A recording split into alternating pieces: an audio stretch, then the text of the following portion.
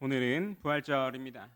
오늘 우리는 아침에 찬양으로 그리고 기도로 그리고 말씀을 들음으로 주님께서 살아나셨습니다라고 고백을 하였습니다. 그리고 이제 오후의 시간이 되었습니다. 아침에 감격이 조금 가라앉은 이 시간에 부활의 소식을 들으면서 우리의 마음에 어떤 일이 일어났는지를 한번 같이 나눠보고 싶습니다. 매년 있게 되는 부활절 앞에서 우리는 부활절이구나, 예수님이 살아나셨다, 참 감사한 일이다 라고 생각하고는 이제 오후에 예배 참석하고 집에 가서 식사하고 다시 평소의 일상으로 한 주를 살아가게 됩니다. 이것이 잘못된 것이다 라기보다는 우리에게 부활이 너무나 익숙해진 것은 아닌지, 혹은 우리에게 있어서 예수님의 부활이 너무나 당연하게 된 것은 아닌가라고 하는 생각을 한번 해보았으면 좋겠습니다. 오순절 날 예루살렘에서 베드로의 설교를 들은 사람들에게 예수님의 부활의 소식은 전혀 그런 것이 아니었습니다. 그들에게 부활은 매년 찾아오는 절기도 아니었고 익숙한 교리도 아니었습니다. 그 부활의 소식을 들었을 때 그들의 마음은 찔렸고 그들의 입에서 어떤 절박한 질문 하나가 터져 나오게 됩니다. 우리가 어찌할꼬? 라고 하는 질문입니다.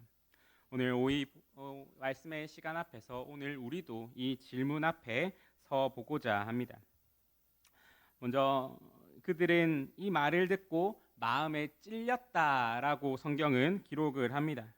베드로가 긴 설교를 마치면서 마지막에 너희가 십자가에 못 박은 그 예수님이 바로 하나님의 주와 그리스도가 되셨다라고 말을 합니다. 이 한 문장 안에 부활의 의미가 압축되어 있습니다. 너희가 거부하고 넘겨주고 십자가에 못 박은 그 예수님, 그분을 바로 하나님이 살리셨고 주와 그리스도로 삼으셨다라고 하는 말입니다. 이 말을 들은 사람들의 마음이 찔렸다라고 성경은 기록을 하고 있습니다. 찔렸다라고 하는 단어의 의미는 어떤 날카로운 것으로 긁는 것 정도가 아니라 가슴 깊숙한 곳을 관통하는 충격을 의미합니다. 오순절 청중들에게 부활의 선포는 그 말씀을 듣고 참 좋은 말씀이다 라고 하는 것으로 그치지 않습니다. 그들의 존재 전체가 흔들리게 됩니다. 우리가 거부한 그분이 하나님의 아들이셨다라고 하는 사실 앞에서 그들은 더 이상 이전의 자리에 서 있을 수 없게 되었습니다. 이러한 찔림이 우리에게도 있어야 합니다. 사실 우리의 상황은 오순절 청중들의 상황과는 다릅니다. 그들은 예수님을 메시아로 인정하지 않고 예수님을 못 박았던 사람들이지만은 우리는 이미 예수님을 주님으로 고백하는 사람들입니다. 그들은 부활을 처음 들은 사람이었고 우리는 매년 부활절 앞에서 주님의 부활을 마주하고 그 주님의 부활을 찬양하는 사람들이 됩니다. 그렇기 때문에 우리에게는 조금 다른 종류의 찔림이 필요하게 됩니다. 부활이 사실이라고 믿는다면은, 그렇다면 우리의 삶은 부활의 신앙으로서 살아가고 있는가? 그 부활이 우리의 삶 속에 살아 역사하고 있는가? 그 부활 신앙이 나의 말 속에, 나의 행동 속에, 나의 선택들 속에 있는가라고 하는 것입니다. 부활한 주님이 살아계시다면은 우리는 왜 여전히 마치 그분이 안 계신 것처럼 두려워하게 되며, 예수님이 죽음을 이기셨다면은 왜 우리는 여전히 이 세상의 것들의 궁극적인 소망을 걸고 살아가는가? 부활이 정말로 우리의 신앙 고백이라면은 왜 우리의 삶의 그 모습들 속에서 그 부활의 신앙이 묻어나오지 않는가라고 하는 그 질문, 이것이 바로 그 부활의 소식이 우리의 마음을 찌르는 지점이 됩니다. 오순절 청중들은 우리가 예수님을 못 박았구나라고 하면서 그 마음이 찔렸습니다. 오늘 우리는 나는 부활을 믿는다라고 말하면서도 부활을 부정하는 삶을 살고 있었구나라고 하는 찔림을 받아야 합니다. 부활을 고백하면서 부활 없이 살아가는 것, 주님을 살아계시다라고 고백하면서 주님 없이 살아가는 것, 이 모순을 부활의 빛이 비추어 드러내게 될 때 우리의 마음에도 오순절 청중과 같은 찔림이 일어나게 될 것입니다. 부활은 우리가 다 아는 옛날 이야기가 아니게 됩니다. 부활의 말씀이 오늘 우리의 마음을 찌를 수 있도록 이 시간 하나님께 마음을 열고 나아가기를 바랍니다. 찔림이 없으면은 변화도 없습니다. 아픔이 없으면은 돌이킴도 없습니다. 부활의 말씀이 우리의 마음을 아프게 찌르시는 것은 하나님이 우리를 포기하지 않으셨다라고 하는 증거이며 우리를 새롭게 하시려는 사랑의 역사가 됩니다. 찔린 마음은 현실 속에서 우리에게 어떤 한 질문으로 다가오게 됩니다. 오늘 청중들은 우리가 어찌할꼬라는 질문으로서 베드로에게 다가왔습니다. 마음을 찔린 사람들이 도망하지 않았습니다. 그 사람들은 마음의 찔림 앞에 도망하거나 귀를 막거나 애써 시선을 다른 곳으로 옮기지 않습니다. 오히려 사도들에게 와서 묻습니다. 우리가 어떻게 해야 합니까? 우리가 그럼 이제 그 부활의 소식 앞에서 어떻게 해야 합니까? 라고 질문을 하게 됩니다. 이 사람들이 와서 부활의 신학적인 의미가 무엇입니까? 부활을 우리가 율법적으로 어떻게 해석을 해야 합니까? 라고 묻는 것이 아닙니다. 우리가 무엇을 행해야 합니까? 라고 묻게 됩니다. 마음이 찔린 사람은 가만히 앉아 있을 수가 없습니다. 이 찔림은 질문을 낳고 질문은 삶의 방향 전체를 수정하게 됩니다. 우리가 말씀 앞에 설 때에 우리는 이 오순절 청중과 같은 질문이 필요하게 됩니다. 만약 우리가 부활의 신앙을 살아내고 있지 못하다면은 사실 거기서 우리의 문제는 부활을 믿지 않는 것이 아닐 것입니다. 아마 부활을 믿으면서도 그래서 나는 어떻게 해야 하는가라고 하는 질문을 하지 않는 것이 됩니다. 혹은 질문을 하더라도 그것이 너무나 막연하고 추상적인데 머무르는 것이 됩니다. 부활의 소식 앞에 그것을 믿는다라고 말하고 정말 주님 우리를 위해 죽으시고 부활하셔서 감사합니다. 여기서 멈추게 돼버립니다. 그 부활이 내일 아침 나의 하루에 어떤 의미가 되는지, 이번 주 나의 삶 속에서 어떤 차이를 만드는지, 지금 내가 겪고 있는 이 고통 속에서 어떤 힘이 되는지를 묻지 않을 때 우리는 부활의 신앙이 우리 삶 속에서 그렇게 힘을 발휘하고 있지 못하다라고 하는 사실을 경험하게 됩니다. 오순절 그 설교를 들은 청중이 어찌할꼬라고 하였을 때 그것은 그들의 삶 전체를 올려놓은 질문이었습니다. 어제까지 예수님을 거부했던 나의 삶을 이제 어떻게 해야 합니까? 어제까지 예수님과 없었던 내 삶 가운데 무엇을 어떻게 바꾸어야 합니까? 라고 하는 질문입니다. 이 질문이 우리에게 오면 어떻게 됩니까? 나의 가정은, 나의 일터는, 나의 관계는, 나의 마음의 우선순위는, 이 모든 것을 내가 어떻게 그 부활 앞에서 재정립해야 합니까? 라고 하는 질문이 됩니다. 이것이 바로 오늘 청중의 한 질문의 무게입니다. 만약 우리가 오늘 이 부활절에 교회에 와서 할렐루야라고 찬양을 하고 힘차게 외치고 집에 돌아가서 월요일부터 다시 시작되는 그 날 속에서 부활과 아무 상관없는 삶을 살아간다면 이것이 바로 이 질문을 잃어버린 상태라고 할 수가 있습니다. 부활의 신앙은 주일 교회 안에서만 작동하는 것이 아닙니다. 어떻게 하여야 합니까? 라고 하는 이 질문은 이 교회당을 나서는 순간부터 시작되게 됩니다. 우리의 일상이나 우리의 삶 속에서 불의를 요구받을 때 부활하신 주님을 믿는 내가 이 상황에서 어떻게 해야 합니까? 가정에서 사랑하는 사람과 관계가 힘들 때에 부활의 소망을 가진 내가 이 관계에서 어떻게 해야 합니까? 라고 질문하고, 건강이 나빠지고 미래가 보이지 않는 상황에서 죽음까지 이기신 주님을 믿는 내가 이 상황에서 어떻게 해야 합니까? 라고 질문을 하고, 신앙이 무뎌지고 기도가 메마를 때에 살아계신 주님을 고백하는 내가 이 무력함 속에서 어떻게 해야 합니까? 라고 질문을 하면서 이렇게 매 순간 매 상황 속으로 들어가는 질문이 되어야 합니다.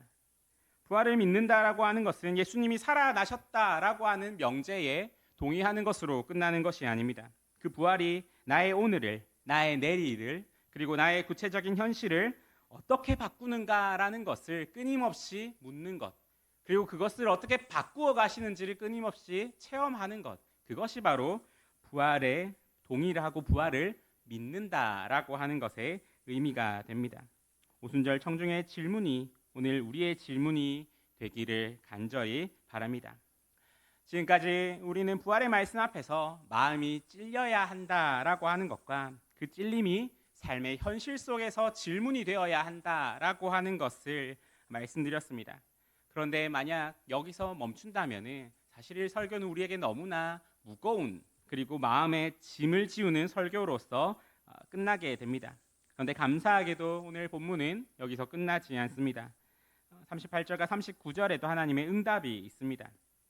38절에서 그 질문에 대하여서 베드로는 회개하여 예수 그리스도의 이름으로 세례를 받고 죄 사함을 받으라. 그리하면 성령의 선물을 받으리니라고 말을 하게 됩니다.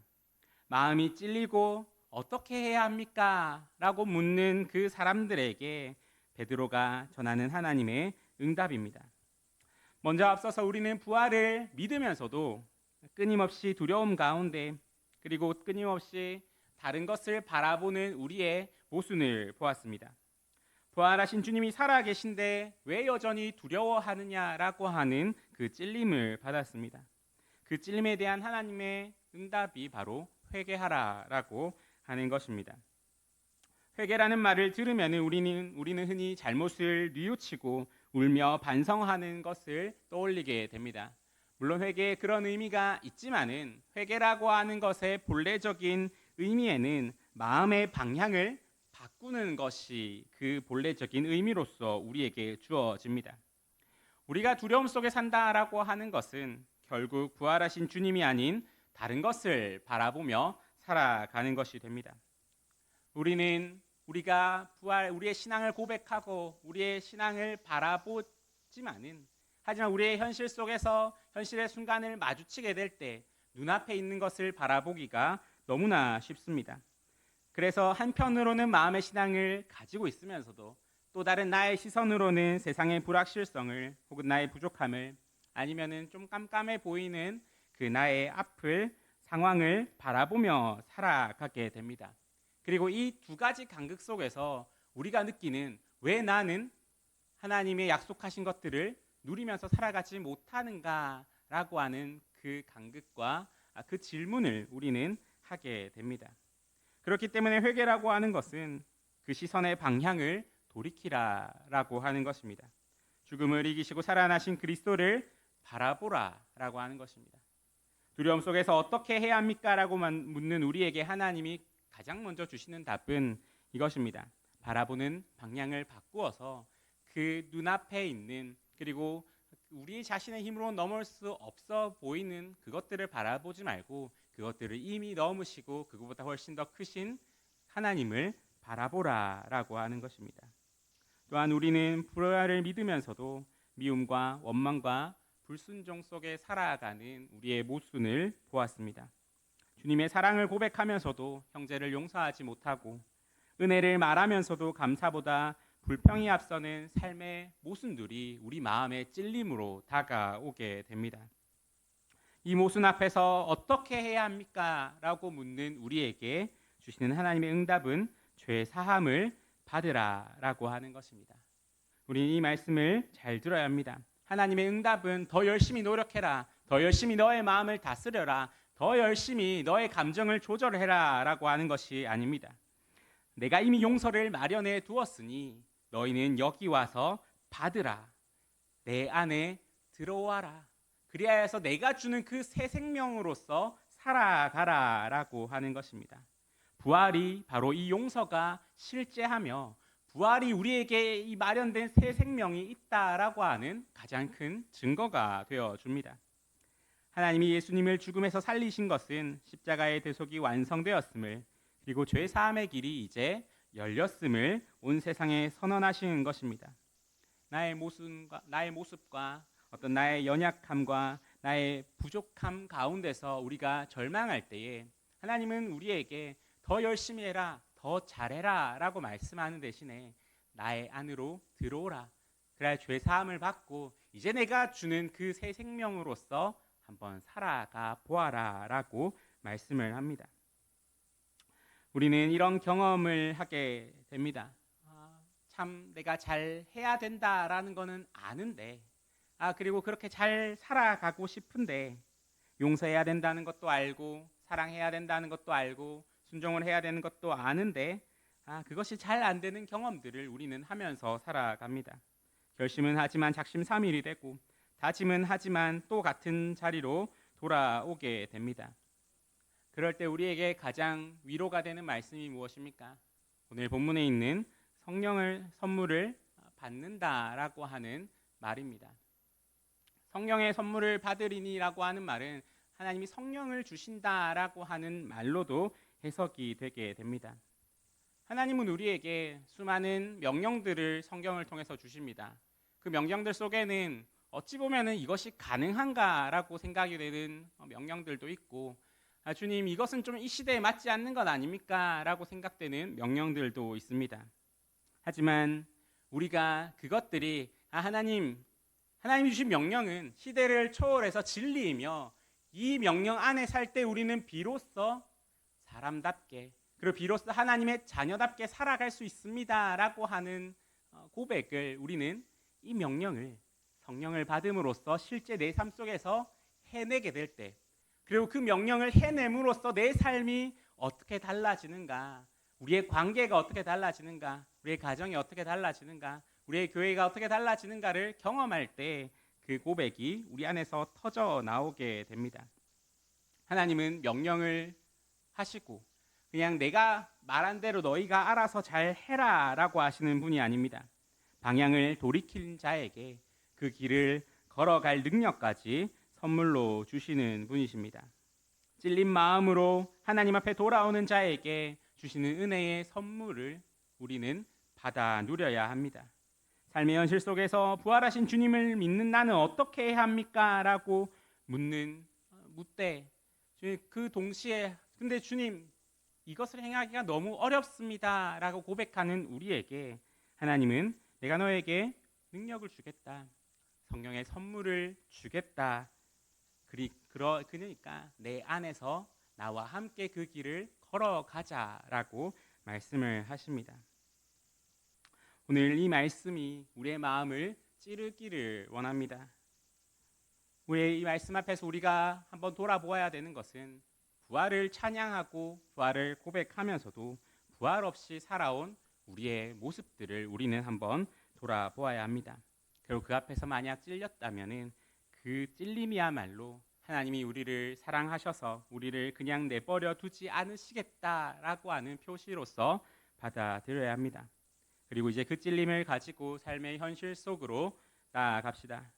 부활하신 주님을 믿는 나는 지금 이 자리, 이 상황, 이 현실 가운데서 어떻게 해야 합니까? 라고 하는 질문을 품고 살아갑시다. 이 질문을 가지고 하나님 앞에 나오는 자에게 하나님은 결코 무거운 짐을 지우시지 않습니다. 돌아오라, 내가 용서하겠다, 내가 너와 함께 하겠다, 내 영으로 너에게 힘을 주겠다라고 말씀을 하십니다. 이것이 부활의 하나님이 우리에게 주시는 응답입니다.